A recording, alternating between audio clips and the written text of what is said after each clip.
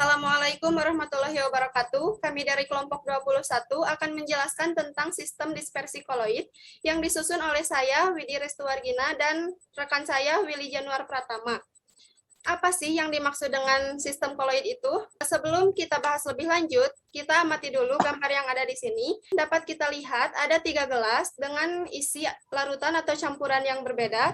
Gelas pertama berisi larutan, gelas kedua berisi koloid, gelas ketiga berisi suspensi, dan apa sih yang membedakan ketiga jenis larutan ini? Penyebaran atau distribusi partikel-partikel dalam campuran disebut dispersi. Pada tahun 1925, Freundlich mengklasifikasikan dispersi menjadi 3 golongan besar, yaitu larutan, koloid, dan suspensi. Dalam kehidupan sehari-hari, kita mengenal 3 bentuk zat, yaitu padat, cair, dan gas. Zat cair sendiri dibagi menjadi 2 jenis, yaitu yang pertama larutan. Sistem dispersi, di mana partikel zat terdispersi dengan partikel medium, pendispersinya tidak lagi dapat dibedakan atau campuran homogen dari 2 zat atau lebih yang molekulnya terlarut sempurna. Sementara itu, suspensi adalah campuran heterogen yang tidak memiliki susunan seragam secara keseluruhan. Sistem dispersi ini mudah mengalami pengendapan atau sedimentasi karena ukuran partikelnya besar sehingga akan menghasilkan endapan zat terlarut. Di antara larutan dan suspensi terdapat sistem koloid. Koloid merupakan jenis campuran heterogen yang terbentuk karena adanya dispersi suatu zat ke dalam zat lain yang dicampurkan.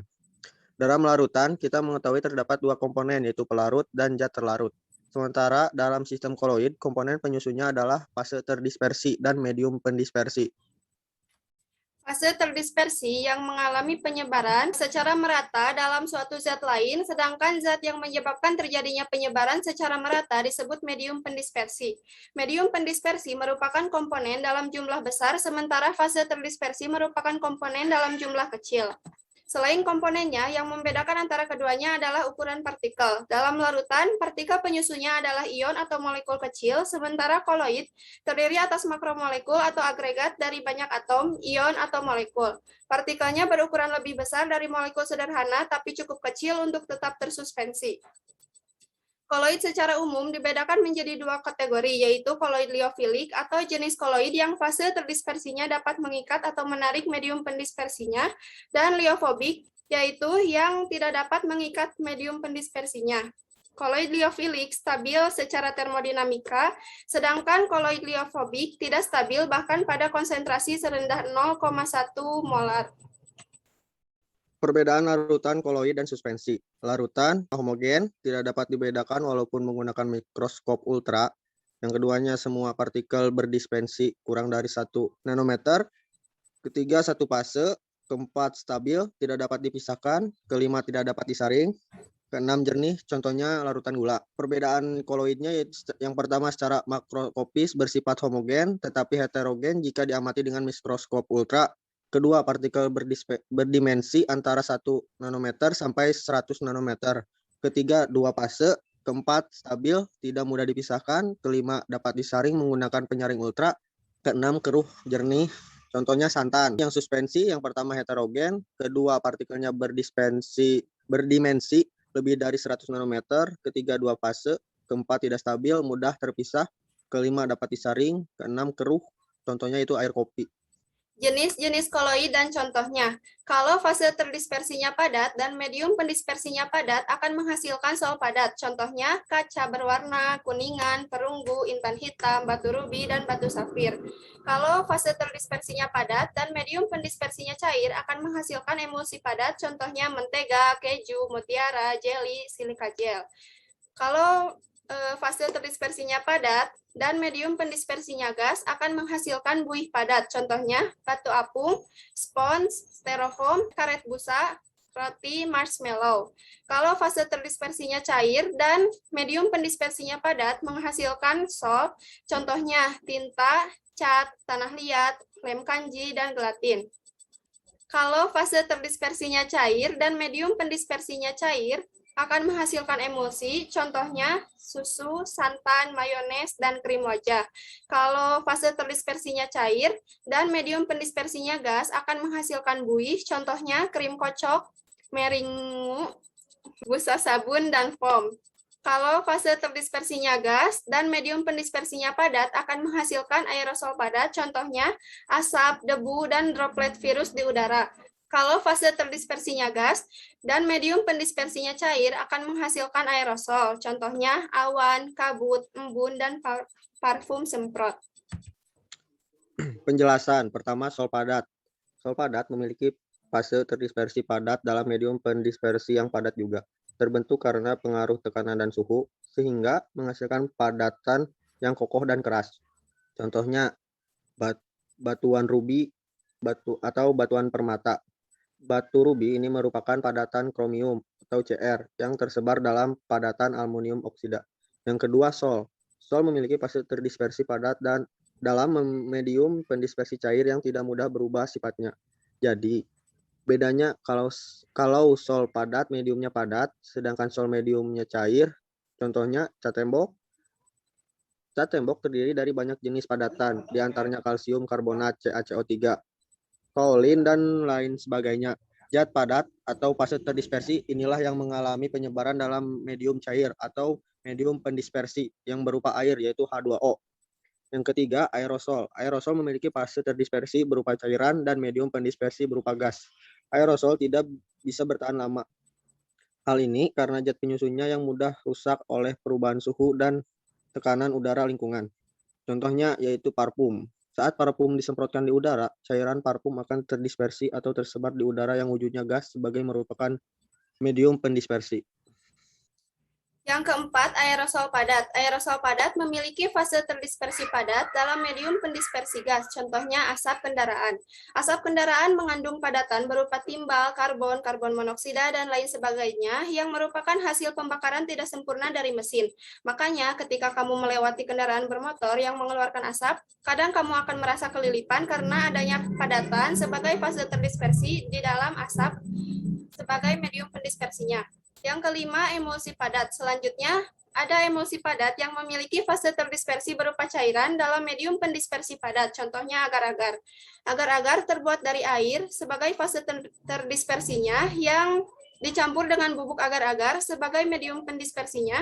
Pada saat bubuk agar-agar dipanaskan dalam air, serat dari agar-agar akan bergerak bebas. Saat proses pendinginan, serat tersebut akan saling merapat dan memadat. Jadi, pada agar-agar itu, partikel air terdispersi atau tersebar dalam partikel agar-agar. Yang keenam, emulsi. Emulsi memiliki fase terdispersi dan medium pendispersinya berupa cairan. Emulsi biasanya tersusun oleh cairan dengan kepolaran senyawa yang berbeda, sehingga tidak saling bercampur. Contohnya susu. Emulsi pada campuran susu dan air itu terjadi ketika partikel air terdispersi atau tersebar dalam partikel-partikel susu. Nah, karena partikel air dan susu ini punya level kepolaran yang beda, maka kedua zat ini nggak bisa bercampur dengan sempurna, sehingga susu itu termasuk koloid, bukan larutan. 7. Buih padat. Busa padat memiliki fase terdispersi berupa gas dalam medium pendispersian padatan, atau bisa disebut juga gas terdispersi di dalam padatan, contohnya spon.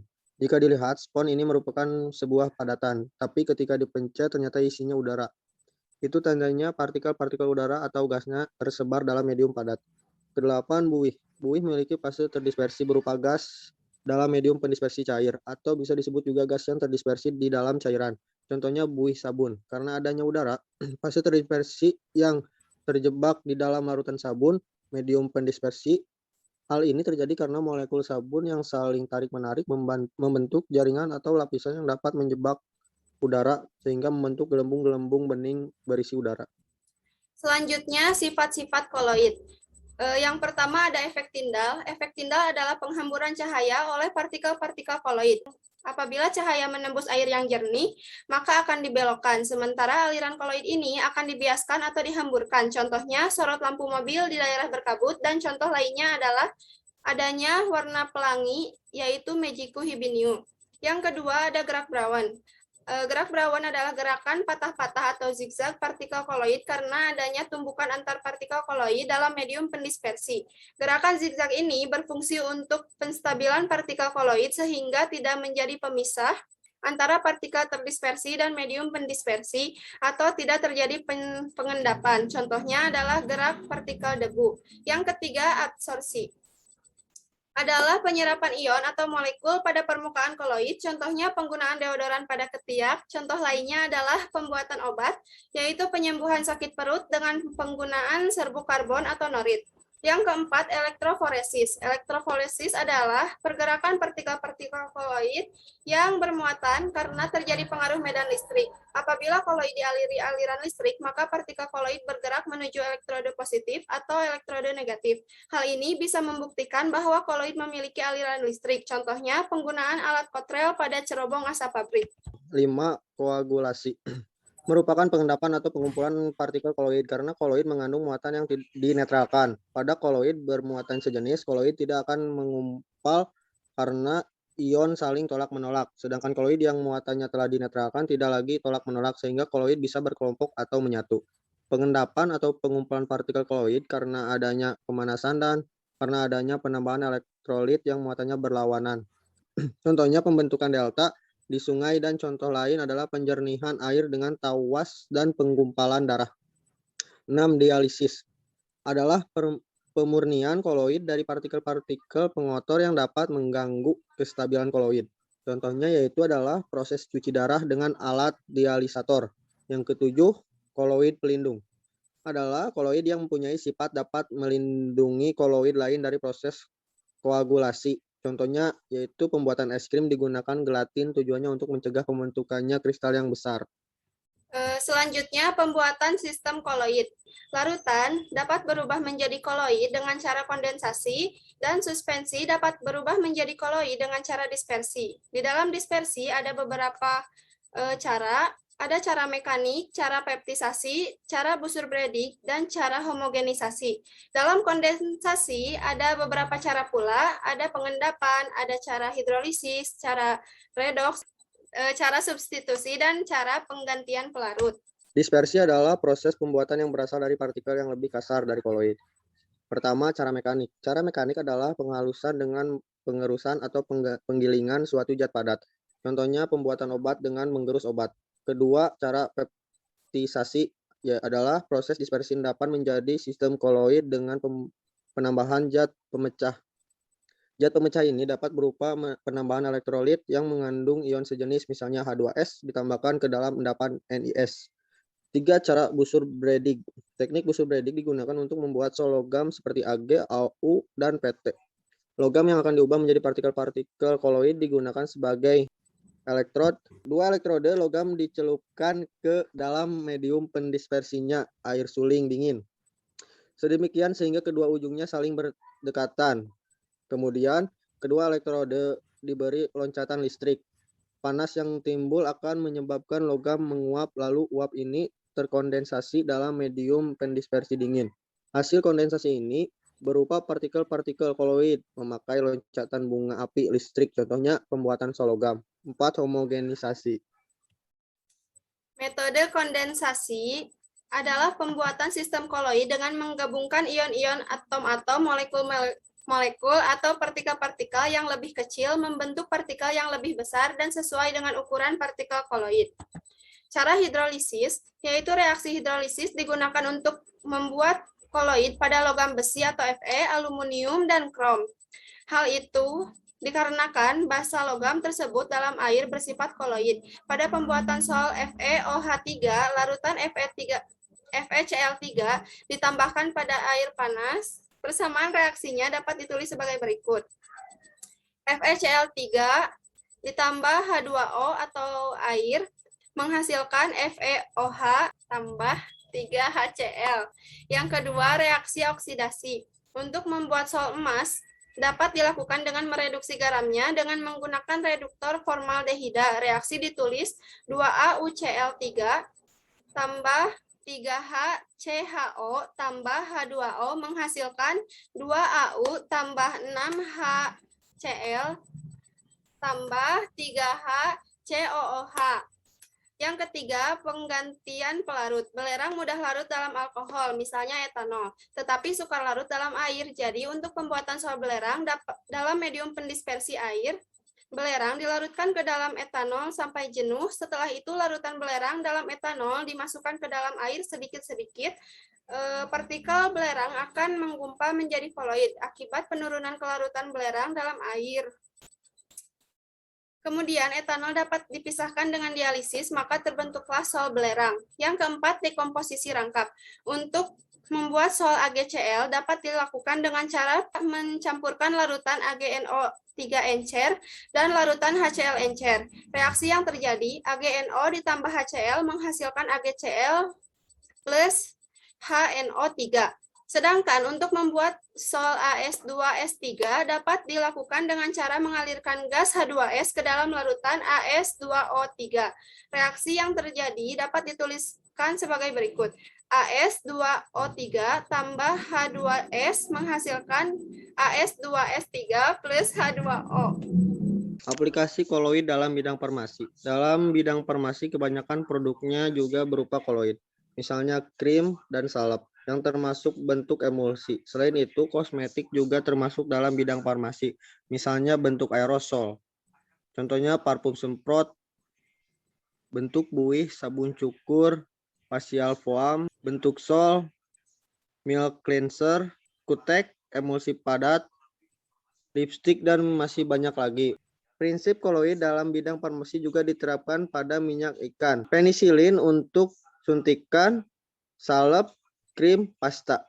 Obat-obatan yang kita konsumsi juga terbuat dari banyak proses dan sistem.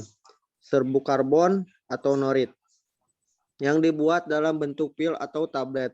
Apabila diminum dapat menyembuhkan sakit perut dengan cara absorb. Pada pembuatan obat, biasanya ada zat-zat yang tidak dapat larut dalam air sehingga harus dikemas dalam bentuk koloid supaya mudah ketika diminum. Contohnya obat dalam bentuk kapsul untuk obat yang berwujud padatan tablet sehingga anak-anak sulit untuk menelannya. Solusinya untuk mengatasi yaitu obat tersebut dikemas dalam bentuk koloid sehingga mudah diminum. Contohnya obat yang berbentuk sirup. Terima kasih atas perhatiannya. Mohon maaf bila kalau ada banyak kata-kata yang salah karena kita masih dalam tahap proses pembelajaran. Kami dari kelompok 21 sekian. Terima kasih. Wassalamualaikum warahmatullahi wabarakatuh.